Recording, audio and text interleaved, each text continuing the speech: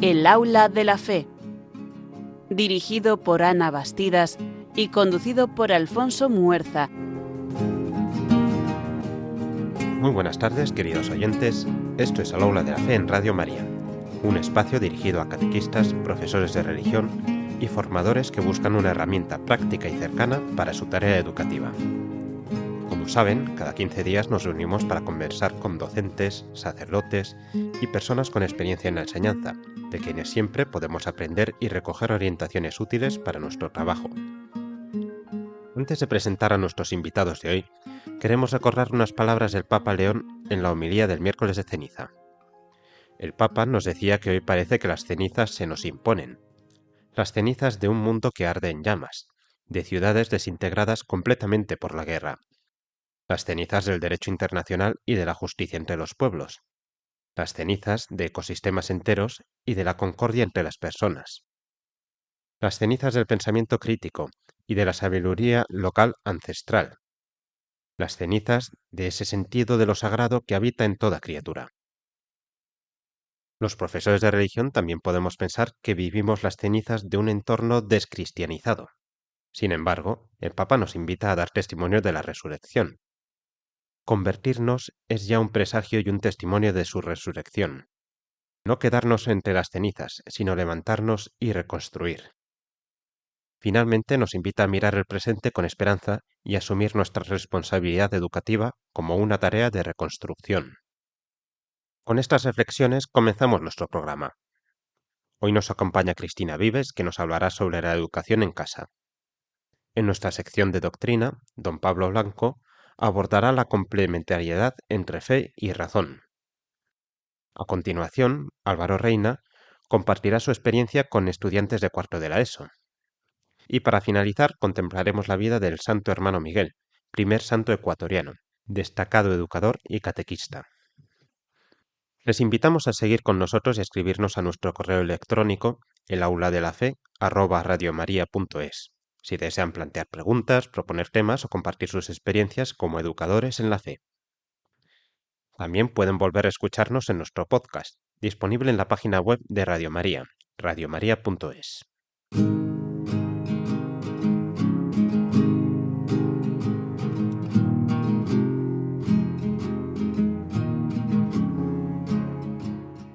Como cada martes comenzamos nuestro programa hablando de pedagogía, ocupen sus pupitres en el aula de la fe. Hoy queremos ocuparnos de la educación en casa y de la educación en el colegio. Es decir, de cómo deben convivir estas dos formas de enseñar a nuestros hijos, a los estudiantes, pues lo que está bien y lo que está mal. Y para ello, hoy contamos de nuevo con la profesora Cristina Vives, que es licenciada en Derecho Económico y en Filosofía, que ha sido profesora de Filosofía y coordinadora de bachillerato durante 8 años en el Colegio Ayalde de Bilbao. Actualmente asesora a colegios y a asociaciones juveniles en el desarrollo de sus proyectos educativos y también lo hace en la formación de familias y programas de tutoría. Cristina es además doctoranda, realiza su doctorado en filosofía centrado en la antropología como base de la educación del carácter y, como ya les hemos dicho en otras ocasiones, tiene un blog para inconformistas que les invitamos a visitar y que se llama Sapere Aude. Cristina, ¿cómo estás? Bienvenida de nuevo. Muy bien, muchas gracias. ¿El colegio es el encargado o debe ser el encargado de formar prioritariamente el área intelectual? ¿Es correcta esta afirmación? Sí, o sea, yo creo que muchas veces, realmente, hay una parte que claramente nos toca a los colegios. De hecho, yo creo que los colegios ahora mismo siguen muy centrados en la cabeza, ¿no? En toda la parte intelectual, en el rendimiento, en los resultados. Y bueno, por ahí podríamos decir que la persona de todas maneras no se puede dividir. O sea, que nosotros somos, el ser humano, la persona es inteligente, tiene voluntad, afectividad, cuerpo, y entonces está todo unido. Por lo tanto, no podemos pensar que solo nos tenemos que ocupar de la parte intelectual en los colegios, sino que al final nos ocupamos de la persona, ¿no? La persona, si por ejemplo nosotros educáramos la mente solo, pues dejaríamos al alumno sin raíz, sin dirección.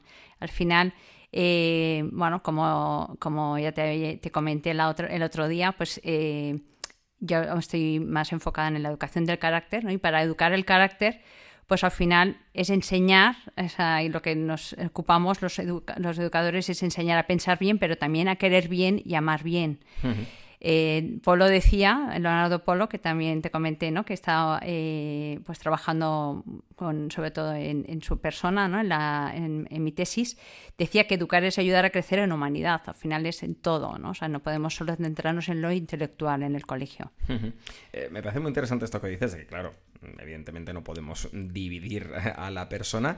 ¿Qué beneficios, por tanto, puede tener, ¿no? el hablar por un lado de área intelectual, por otro lado más área emotiva, podríamos decir? ¿Qué nos aporta el distinguir y ser capaces de distinguir estas dos cuestiones? Nos aporta, o sea, a ver, en realidad yo creo que es bueno como educadores saber distinguir qué significa la inteligencia, ¿no? O sea, dónde está la inteligencia, cómo educas la inteligencia y cómo educas la afectividad, ¿no? Y el corazón y toda esta parte, ¿no? Que es tan importante. De hecho, por ejemplo, ¿no? En el caso de Leonardo Polo insistía, ¿no? O sea, que los primeros años, al final es la primera fase, diríamos, de madurez, ¿no? La primera fase de desarrollo es conseguir una normalidad afectiva en el educando. Y luego ya es adquirir unas virtudes y adquirir más la voluntad, la inteligencia, la voluntad, ¿no? Que desarrollarla. Entonces, en ese sentido, me parece que tiene mucha fuerza, por ejemplo, toda la parte emocional cuando eres muy pequeño, o sea, que saber distinguir cada emoción, el cariño de tus padres, el cariño del entramado, ¿no? Afectivo que tienes, que tiene un niño. Eso hay que cuidarlo mucho, o sea, hay que cuidar también el orden, que es al final del orden de las comidas, del sueño. Todo eso influye muchísimo en lo emocional. Y luego ya cuando te vas haciendo un poco más mayor, ya eres más capaz también de educar en la inteligencia y educar también en la voluntad. Pero si no tienes esa primera parte bien desarrollada, no puedes pensar bien, no puedes, ¿no? O sea, claro. Pues digo que al final todo eso se nota mucho. Luego la voluntad la tienes destrozada si no tienes la afectividad en su sitio. Y así como hablábamos de que la parte intelectual de alguna forma está circunscrita, ¿no? De alguna forma un poco más al colegio, porque es donde se adquieren conocimientos, digamos, más de ese tipo relacionado con materias, asignaturas y demás, ¿la emocional queda reservada para la casa, para la familia, o en ese caso se comparte también con el colegio? Porque hablabas de que hay que aprender a controlar las emociones. Y es cierto que los niños la mayor parte del tiempo la pasan en el colegio. ¿Qué sucede con esa parte más emocional? Bueno, al final todo educa, ¿no? O sea, en el fondo no podemos tampoco distinguir, ¿no? Tantos ámbitos, digo, porque al final el ambiente, la familia, la escuela, todos educan, y los profesores pues podemos también influir en lo emocional, igual que los padres pueden también educar en la inteligencia y la voluntad. Al final nosotros podemos influir porque realmente pues ayudamos a que el alumno pues no tome decisiones de modo caprichoso, sino que realmente también le ayudamos a ejercer bien la libertad para que elija según el bien. No según lo que él quiere, que no sea su imperativo, ¿no? O sea, lo que me da la gana, lo que me apetece. Y entonces, bueno, pues eso al final, el que ponga en el corazón en el bien, ayudarle a querer el bien, a que disfrute con el bien, eso al final es una parte emocional, también hay que saber. Y a la vez también, por ejemplo, el ayudarle a conocerse bien es el que cuando en un momento dado está triste y hay motivo por el que estar triste, ayudarle a estar triste. O sea, que tiene que llorar, claro. Tiene que distinguir que ese es el momento para, bueno, ponerle nombre a esa emoción que tiene y ayudar y acompañarle en eso. Y no es malo, no es una frustración. Saber integrar esas emociones en tu propia vida. Eso es muy importante también que los educadores lo hagamos, y eso pues va aprendiendo al final, ¿no? Es una aprendizaje de la vida también del propio colegio, o sea que ahí en 8 horas que estamos con ellos pues les pasan muchas cosas. Claro. Pues al final les vas ayudando también a integrar o una amistad el que le hace sufrir o bueno, pues eso, el novio que le ha dejado y entonces al día siguiente pues te lo cuenta, pues a saber, todo eso influye mucho en las emociones al final. Y en esta educación, ¿son suficientes como forma de educación los valores y las virtudes? Es decir, cuando estamos educando desde este punto de vista, ¿estamos exclusivamente transmitiendo valores y virtudes o hay más cuestiones alrededor? Bueno, las virtudes son importantes, ¿no? O sea, claro, pero no son el punto de partida, ¿no? Diríamos, primero hay que ayudar al alumno a conocerse y aceptarse tal como es, que eso sería como lo primero. Y luego cuando uno ya se conoce, pues al final puedes crecer de verdad, ¿no? Puede crecer de verdad.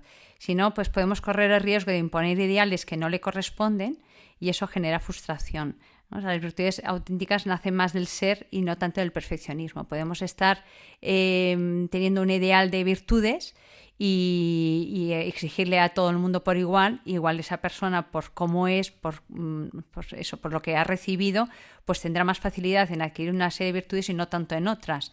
Entonces, pues al final eso es muy importante que nos tomemos en serio la persona, lo que ya es, lo que ha recibido. Diríamos, como educadores tenemos que mirar bastante a cada alumno en ese sentido y luego exigirles lo que pueden dar.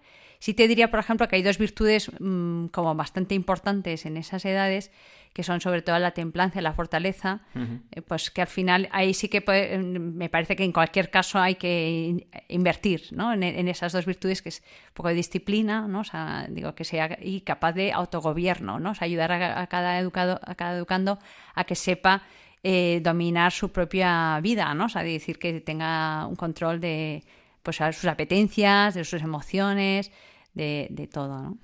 Has mencionado en 2 ocasiones el tema de la frustración, diciendo que hay que evitar que los alumnos se frustren, por ejemplo, por no conocerse a sí mismos y luego desarrollar o ir por caminos que no les corresponden.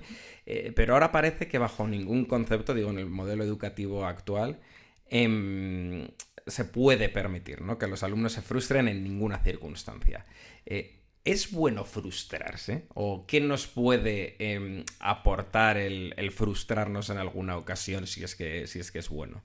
Sí, indudablemente es súper bueno frustrarse, o sea, y cuanto antes mejor, ¿no? O sea, hay que saber convivir con la vulnerabilidad del ser humano, la persona, y luego también enseñar al educando a que la frustración forma parte de su camino, ¿no? De su perfección, diríamos, ¿no? O sea, que lo que vaya a llegar a ser como persona será un cúmulo de frustraciones, de alegrías, de logros, de resultados, pero no siempre hay que conseguir ese resultado que yo quiero, o sea, y saber, pues eso, convivir con la vulnerabilidad, que es lo que somos al final, y enseñarle eso, lo que realmente somos. Eso yo creo que es parte de nuestro papel, porque como adultos ya hemos vivido, ¿no? pues momentos de frustración, momentos de vulnerabilidad.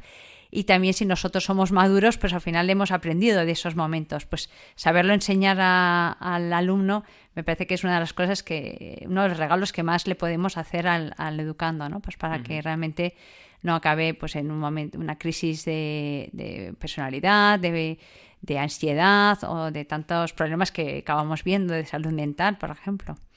Los catequistas, los profesores de religión también se pueden ver en esta situación, ¿no? Cuando, por ejemplo, un alumno, un estudiante, un catecúmeno se les acerca y les pide consejo y demás. ¿Qué consejo práctico darías desde tu experiencia en el sentido de cómo se acompaña a un niño en el descubrimiento de ese mundo interior, de esa intimidad que tiene?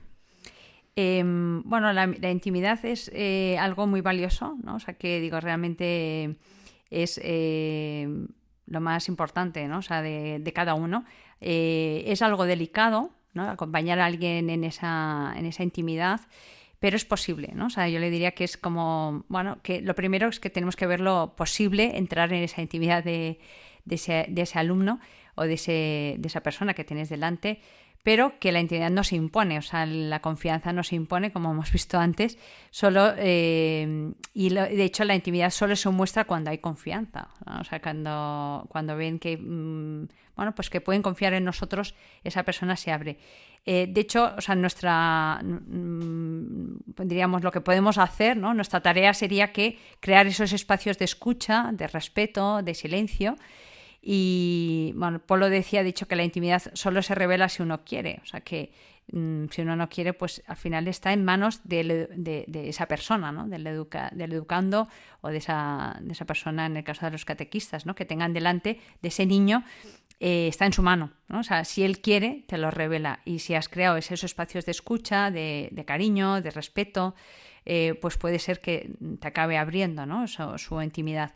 Por lo tanto, el educador no dirige, sino que acompaña, ¿no? O sea, lo que hacemos al final es ofrecer un espejo donde el alumno, o esa persona, puede mirarse y descubrir quién es, pero eso, pues al final no lo puedes decir todo tú. O sea, al final es un ¿no? Como un espejo, diríamos, ¿no? Creo que es como una imagen de lo que hacemos, ¿no? O sea, que es estar allí para mostrar un poco lo que hay, ¿no? De lo que él es, para que si quiere, pues lo puede ir contando. Muchas veces tienes que adelantarte lo que le puede estar pasando, porque también hay niños que les cuesta mucho abrirse. Abrirse, claro. Entonces, pues a veces tienes que adelantarte, decir lo que puede ser que esté pasando por su mente, por su corazón, fruto de tu experiencia, ¿no? Fruto de acompañar a muchas otras personas. Y entonces, pues esa persona al sentir que, bueno, pues eso, que no te escandalizas, que pues eso, que puedes también conocer otros casos, que a ti también te ha pasado lo mismo, pues a veces tienes que empezar a hablar tú para luego que se abran ellos. Claro. Y en este contexto, y a modo de anexo, para cerrar, digamos, la entrevista, estamos hablando de la educación intelectual, de esa educación emocional. Muchas veces parece que todos, incluyo aquí a profesores, catequistas, monitores, se centran o se tienen que centrar en la conducta, en el comportamiento, digamos, del niño, ¿no? Como primer paso, digamos, para luego recibir la educación, incluso como padres, ¿no? Pórtate bien y tal. ¿Es malo que nos centremos tanto en la conducta de estate quieto, no hables, no sé qué? ¿Qué consecuencias puede tener ese hecho? Sí, yo creo que sí, ¿no? Estamos a veces demasiado centrados en la conducta.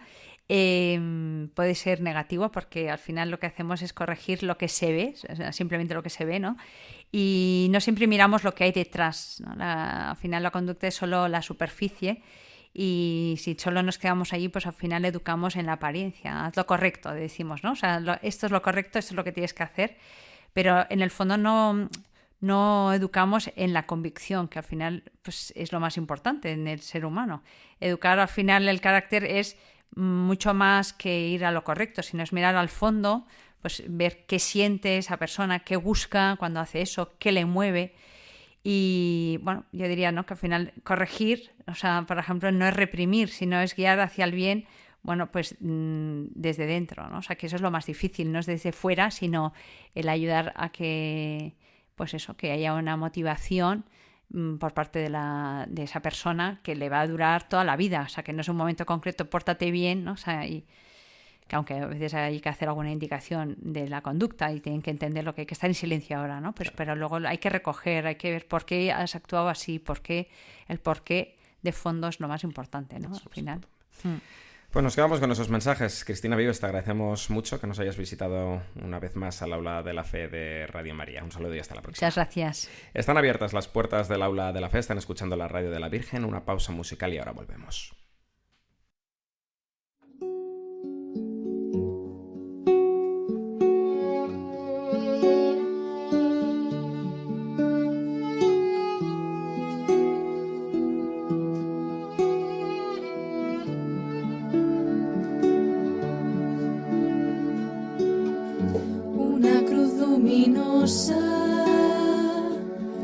En lo alto del monte, ¿qué quieres, Señor, de mí? ¿Qué quieres, Señor, de mí? Ponte en camino hacia una tierra que te mostraré como Abraham. Me fío. Pondré en camino y confiaré.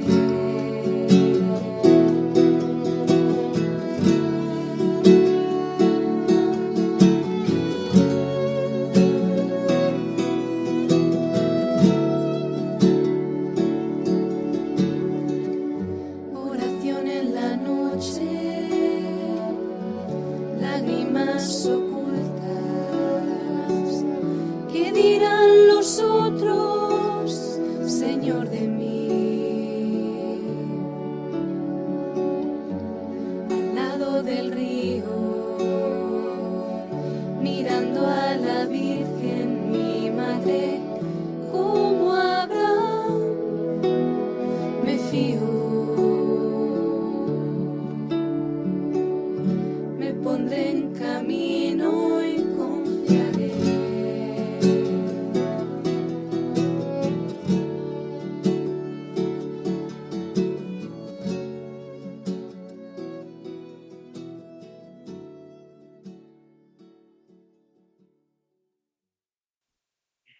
Y comenzamos esta sección del programa dedicada a la doctrina y hoy lo hacemos acompañado de Pablo Blanco.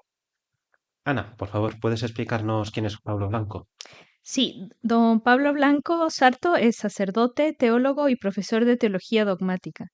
Nació en Zaragoza en 1964, realizó sus estudios en filología hispánica en la Universidad de Navarra, teología en la Pontificia Universidad de la Santa Cruz en Roma.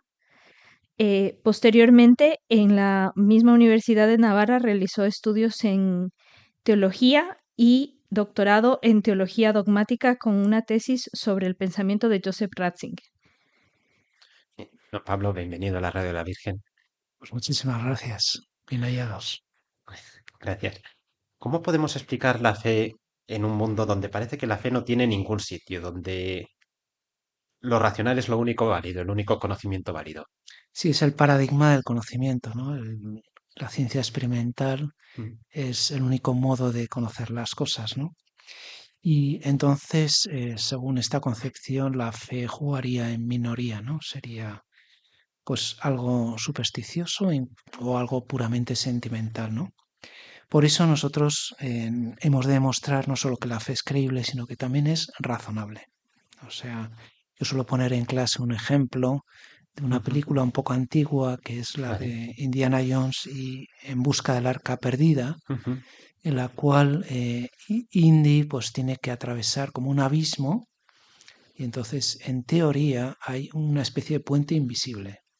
Ujú. Entonces lo que le dice una voz es confía, ¿no? Confía, ten fe. Y entonces él efectivamente da un paso adelante y hay un puente Sí. transparente, ¿no? Y puede traspasarlo. Y cuando llega al otro extremo, coge un poco de arena y lo tira sobre el puente y Ujú. entonces se ve perfectamente el puente, ¿no? Yo suelo decir que el cristiano es el Indy después de pasar el puente. La fe no es lanzarse al vacío o tirarse del avión sin paracaídas, sino que es ver que esa fe es razonable y por lo tanto yo puedo prestar asentimiento a eso que Dios me propone, ¿no? Por otro lado, está un poco mitificado el tipo de conocimiento que es la ciencia, ¿no?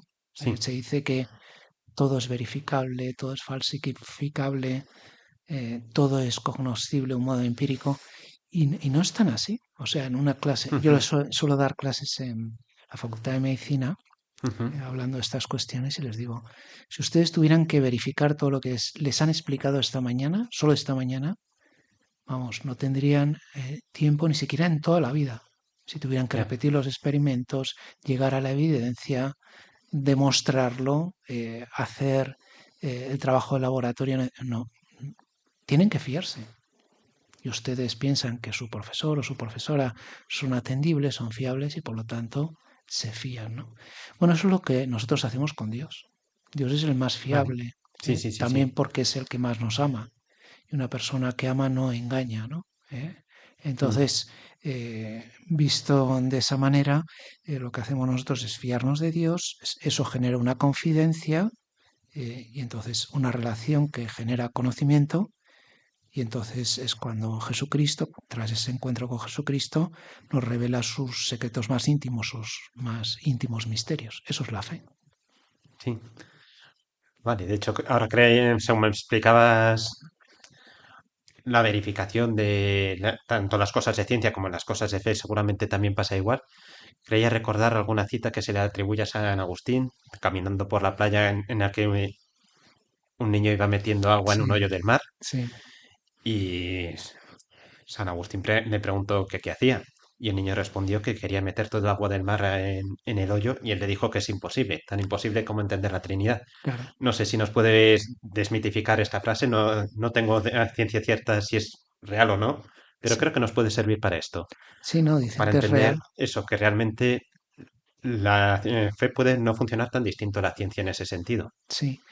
Y de hecho, tras ese acontecimiento, ese encuentro con el niño, Sí, es cuando San Agustín da con la clave para entender la Trinidad, ¿no? Dice, si lo más noble que tenemos es la inteligencia, que es un chispazo, la inteligencia divina, ¿no?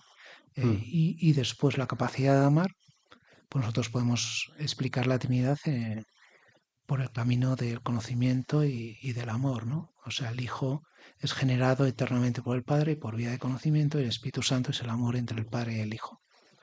vale, Entonces, en ese sentido, yo creo que es también interesante ver esa complementariedad entre la fe y la razón, que es el reto que tenemos ahora mismo. vale. Y precisamente ahora te iba a preguntar por ese reto, ahora que me lo acabas de presentar.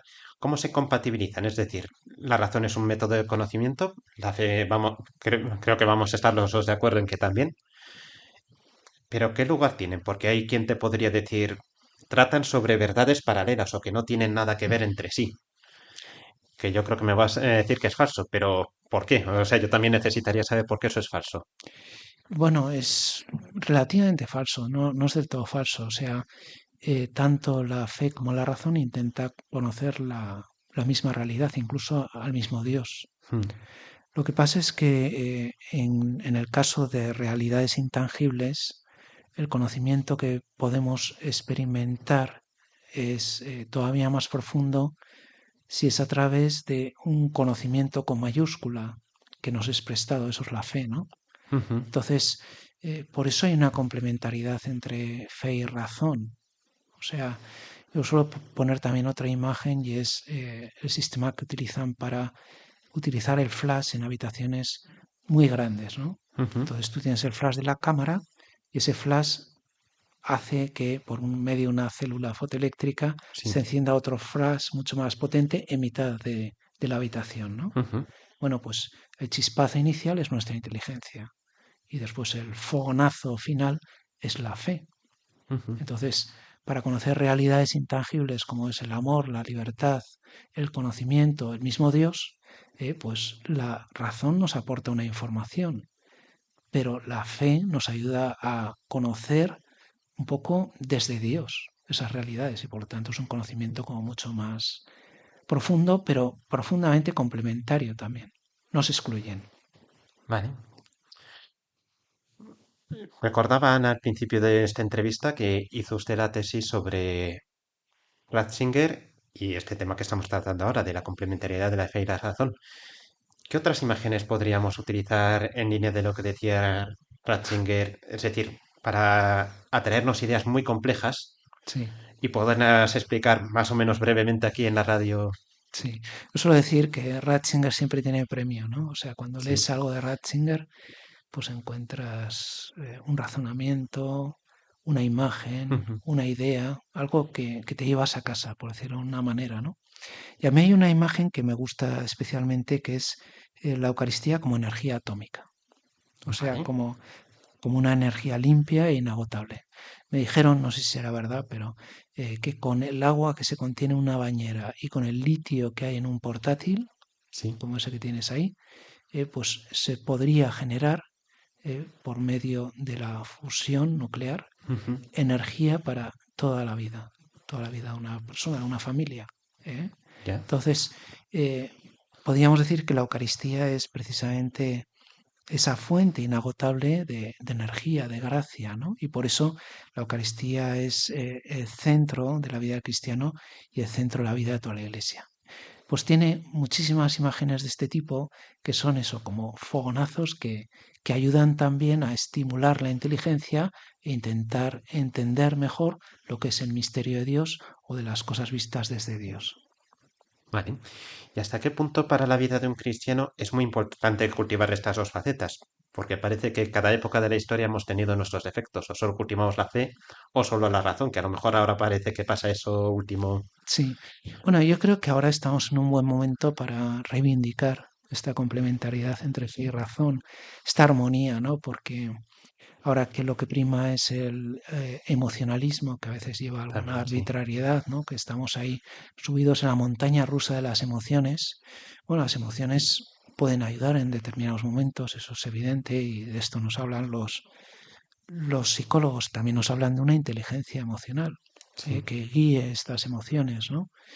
Y luego, por otro lado, las emociones duran poco, son Sí, sí, inestables. claro. Entonces, si nuestra fe se basa simplemente en las emociones, pues nuestra fe se puede ir con las emociones. Sin embargo, si al mismo tiempo, claro, sobre todo con jóvenes, ¿no? Pues siempre hay que empezar por la emoción, pero hay que llegar a la idea, ¿no?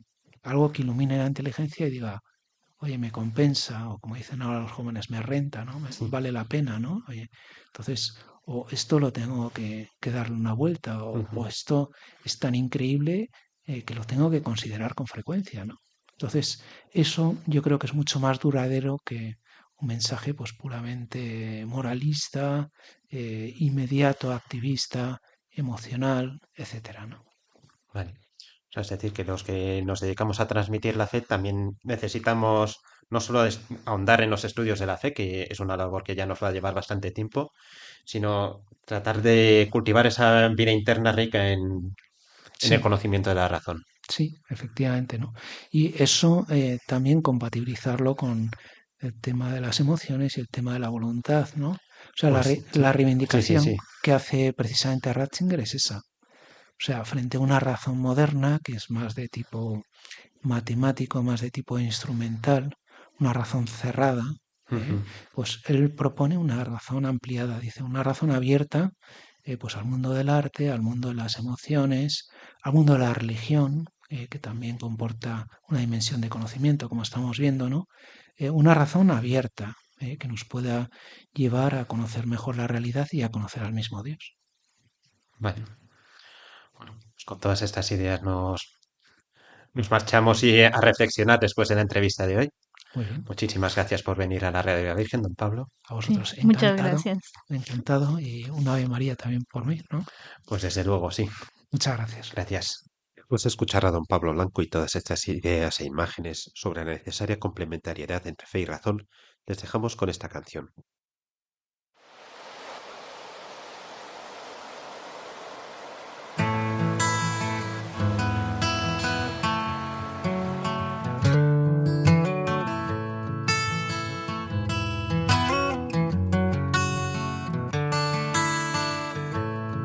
Si las aves tienen cielo para levantar el vuelo, si las flores tienen suelo para alimentar su anhelo,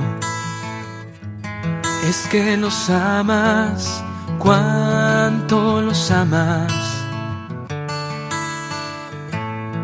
Si haces libres a los hombres que navegan contra el viento, si le das luz a la noche, regalándole luceros, sé que los amas, cuánto los amas.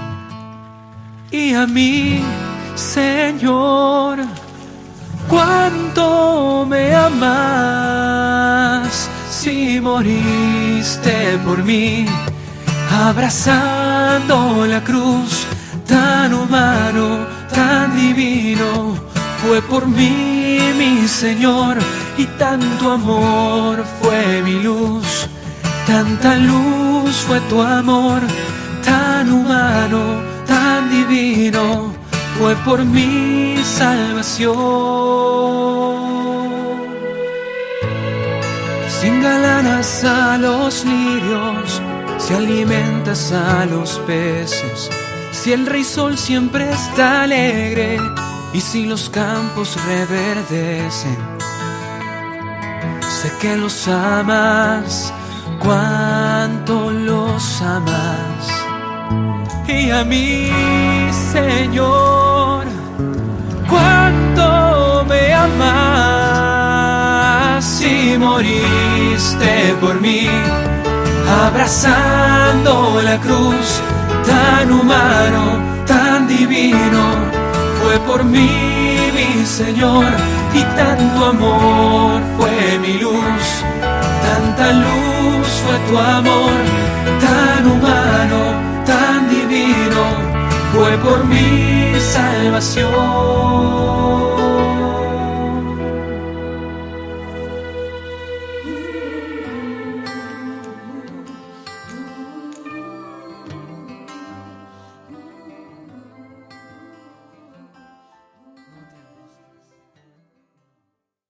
Llegamos a esta sección del programa El Aula de la Fe, en la que solemos contar con invitados que nos hablan de sus experiencias en la educación, en primera línea de la enseñanza de la fe, y hoy contamos con Álvaro Reina. Ana, por favor, cuéntanos quién es Álvaro Reina. Álvaro Reina es profesor de religión y filosofía desde hace 8 años en un colegio concertado en Navarra. Nació en San Sebastián, se formó en la carrera de filosofía y periodismo y completó su vocación docente con el máster de profesorado y estudios en ciencias religiosas.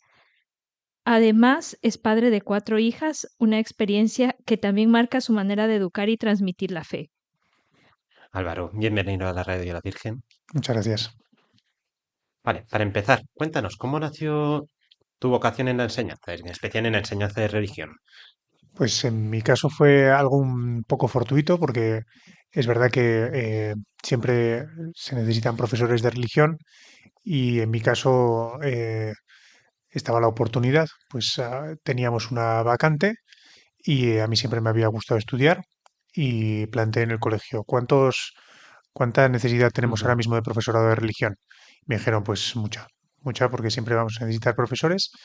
Y además, pues ahora que prevemos por bajas y por demás asuntos que pueda faltar profesorado, pues vamos a tener.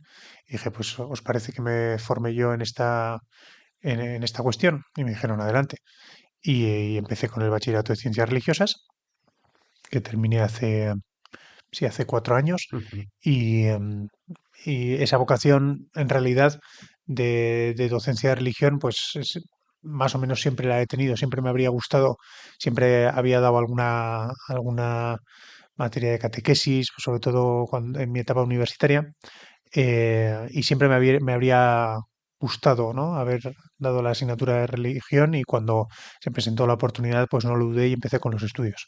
Vale, es decir, que tanto aunabas tu faceta de profesor, que ya habías comenzado recientemente, con la de catequesis, formación en la fe.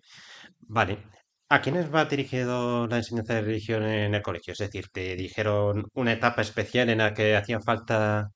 Bueno, en mi caso no, o sea, no estaba ya predeterminado a quién iba a dar las asignaturas, pero yo ya estaba dando la asignatura de filosofía en primero de bachillerato Ujú. y contaba con que en principio podía seguir la cosa por ahí, ¿no? Entonces actualmente estoy dando esa asignatura pues en cuarto de la ESO y en primero de bachillerato. Vale, cuarto de eso, primero de bachillerato. Vale, chavales de 15, 16 años. Eso es. Vale, ¿cuáles son los principales retos que encuentras a la hora de transmitir la fe a chavales de 15, 16 años?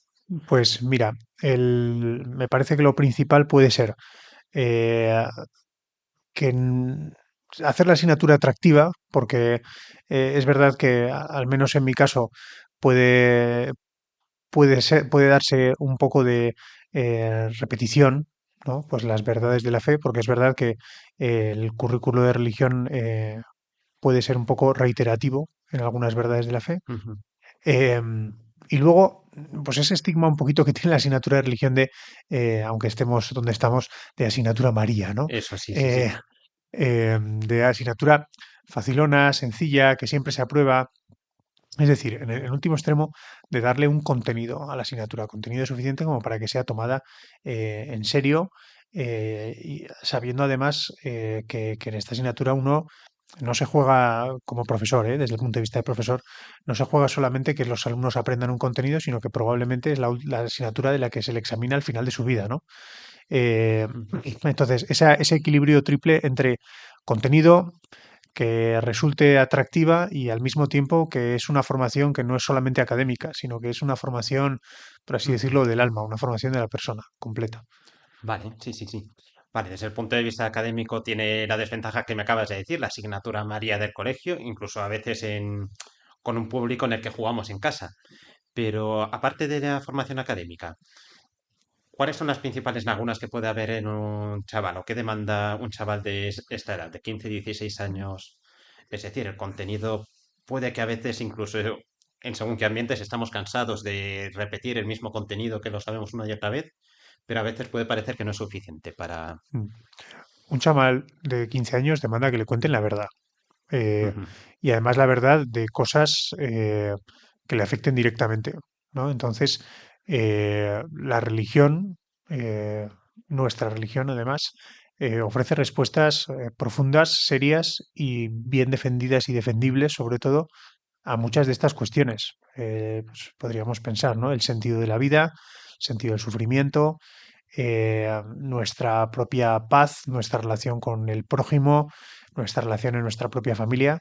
Entonces, cuando explicamos religión, tenemos que saber hacer caso a esas materias, por supuesto, sin dejar de lado el currículo, pero si somos un poquito hábiles, nos damos cuenta de que el currículo de religión, que es el actual y que es el que tenemos, si somos capaces de leer entre líneas y de mirar bien y de prepararnos bien nuestra materia y de pensar en nuestros propios alumnos, somos capaces de explicar, si no todas, en gran medida casi todas las realidades profundas que podrían afectar a un chaval de estas edades, desde, bueno, todas esas que hemos ido mencionando, ¿no?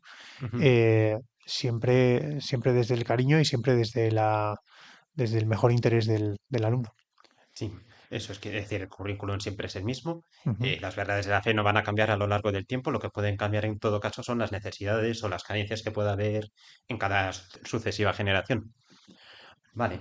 Por ejemplo, una de ellas, ¿cómo hacer, cómo presentar, mejor dicho, la liturgia a los jóvenes sin que sea un mero ritual o una práctica repetitiva? Como hemos dicho que pueda asemejarse al currículum, las verdades son las mismas, son repetitivas, hay que sabérselas y hay que, sobre todo, vivir de acuerdo a ellas. La liturgia, ¿por qué es importante? De hecho, creo que esta pregunta no es solo apta para presentarla a adolescentes, sino a cualquier cristiano. Mm. Bueno, es una pregunta grande, ¿no? Me parece que la liturgia lo importante probablemente sea vivirla. Si a una persona se le presentan simplemente un conjunto de fórmulas y de ritos, se corre el riesgo de que se convierta más que en un rito, en un ritualismo, ¿no? Sí. Entonces, si en algún momento a una persona se le explica que nosotros no vamos a misa, sino que vivimos la misa, que la Eucaristía es el centro de nuestra vida y que es el Mm, centro de nuestra vida no solamente porque el domingo es el día del Señor y simplemente vamos y estamos y leemos una serie de cosas y hacemos una eso. serie de gestos, Mm, sino que eso tiene un sentido espiritual, que tiene un sentido vital, que es mm, propiamente lo que, por ejemplo, explicamos el sentido de un sacramento, ¿no? sí. Sacramento como signo visible de una gracia invisible. Entonces, Mm, te sientas con un chaval de estas edades que ya tiene una cierta capacidad lógica y de razonamiento. sí, sí. Signo, ¿vale? Entonces, representa algo que no es, ¿vale? Visible. Estás viendo al sacerdote hacer una determinada serie de gestos, diciendo una determinada serie de palabras, de algo invisible. Entonces ahí está sucediendo algo que tú no ves, Mm, ¿vale? Pero que realmente está sucediendo. Entonces, por ejemplo, la transustanciación, que a ellos solamente con la palabra ya te ponen sí. cara de, oh Dios mío, que me estás contando, ¿no? Eh, tú les explicas qué es lo que está sucediendo realmente Mm, ahí y ya van a la liturgia con otra cara, con otro aspecto. Nosotros tenemos la suerte en el colegio de celebrar misa 2 veces al día y gracias a Dios de que esa misa se llene, ¿no? Y de que sí. realmente haya voluntad de ir y voluntad de vivirla bien. Entonces, si consigues que eso no sea un formalismo que se llena o que simplemente voy a misa porque no quiero estar en el aula estudiando, sino que realmente ahí está sucediendo algo que es distinto y lo consigues trasladar en el aula porque algo está sucediendo que es distinto a lo habitual. eh, no hace falta irse a Piper, no hace falta irse a grandes autores, no hace falta irse a los grandes teólogos de... No, simplemente decirles, a ver, lo que está pasando aquí es distinto a lo que ves en la calle, es distinto a lo que, a lo que ves en el patio. Y lo que sucede además tiene que ver con tu salvación. y tiene que ver contigo como persona y tiene que ver con que alguien ha muerto por ti por puro amor, etcétera, etcétera. Si esto consigues escalarlo poquito a poco, teniendo en cuenta te diría cada clase, pero obviamente cada alumno, Sí. lo que necesita cada uno para poder entenderlo, y le preguntas a él, ¿tú esto lo has entendido, querido? ¿Lo has entendido tú Sí. en concreto? Y consigues hacerle ver, o por lo menos atisbar, que eso no es una forma, sino que también no solo es una forma, mejor dicho, sino también es un contenido y es algo real, pues ahí la liturgia ya obtiene un poquito su verdadero sentido, ¿no? O por lo menos para ellos ya empieza a significar lo que realmente significa. Eso es. Como me acabas de decir, que hay que transmitir la fe a cada uno y cada uno es un mundo y hay experiencias que les pueden llegar de distintas maneras. O sea, está la experiencia visible de los propios signos, la experiencia invisible, la interior, la exterior.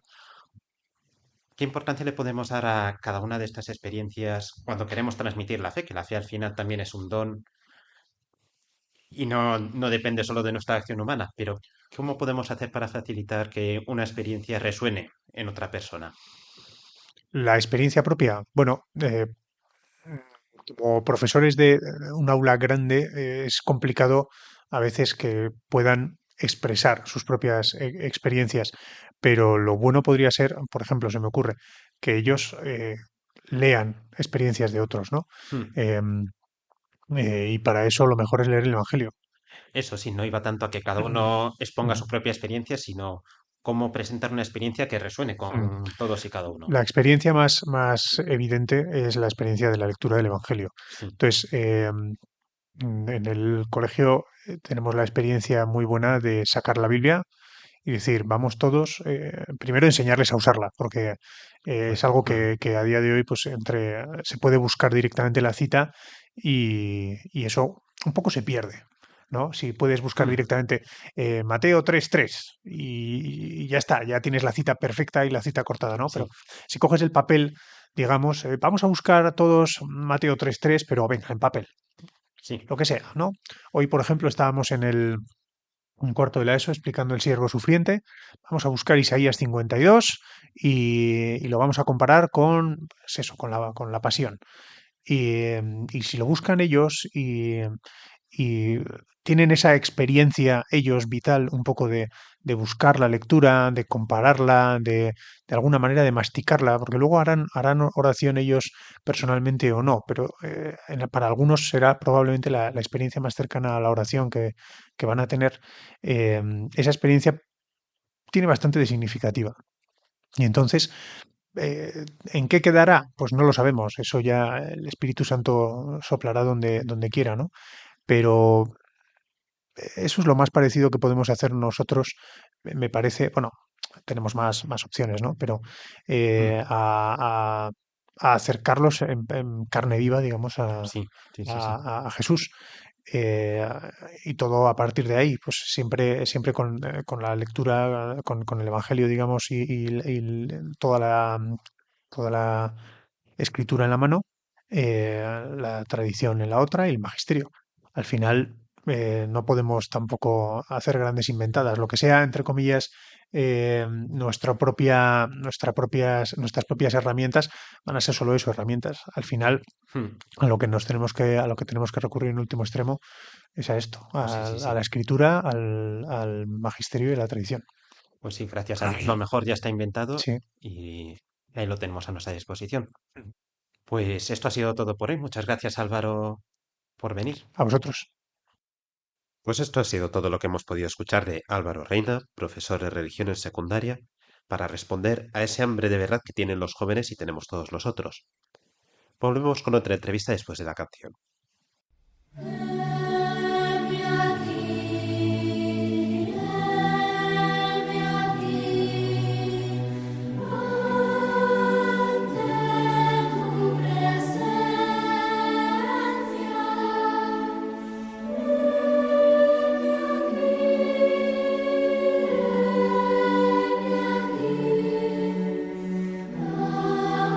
Servitu voluntas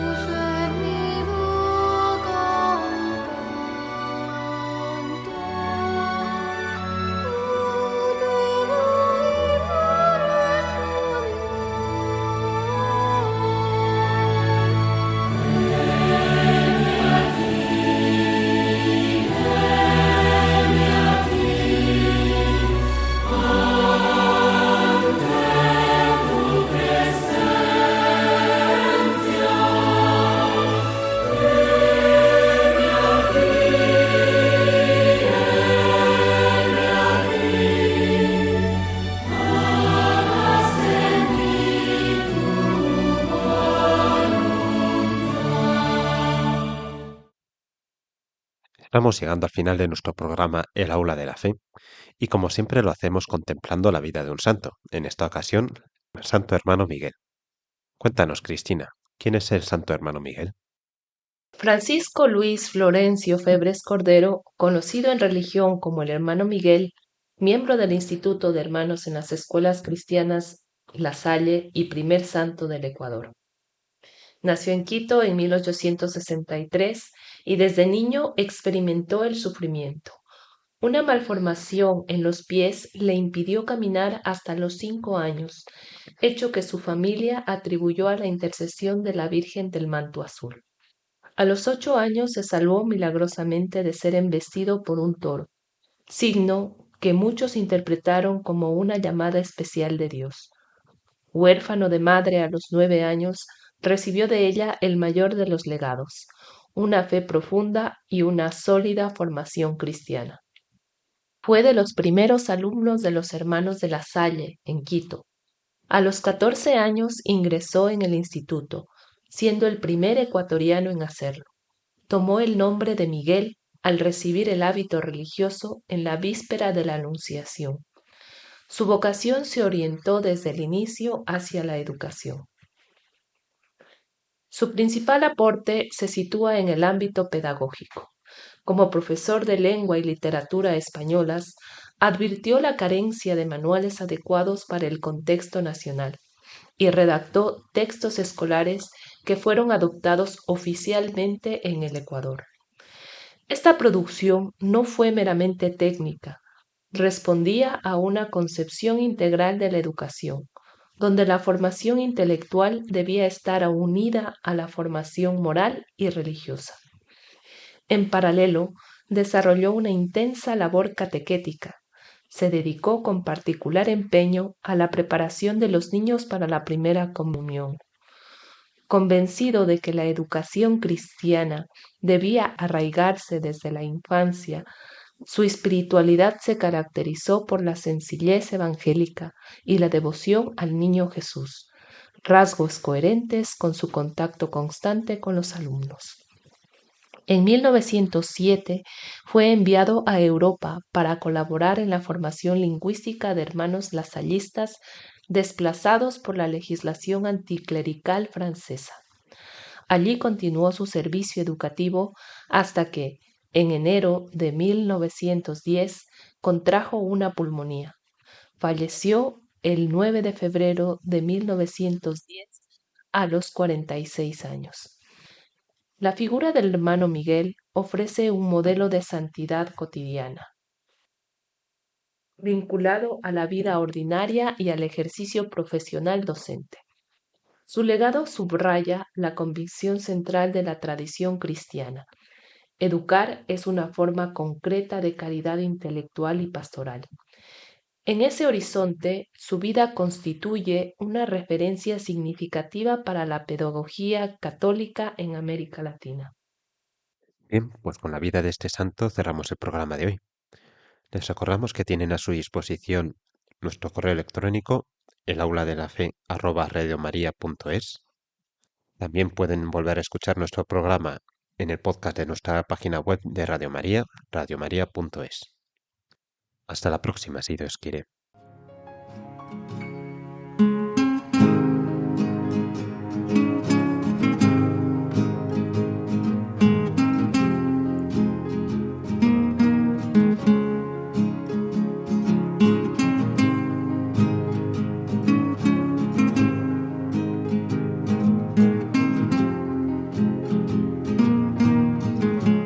El Aula de la Fe, dirigido por Ana Bastidas y conducido por Alfonso Muerza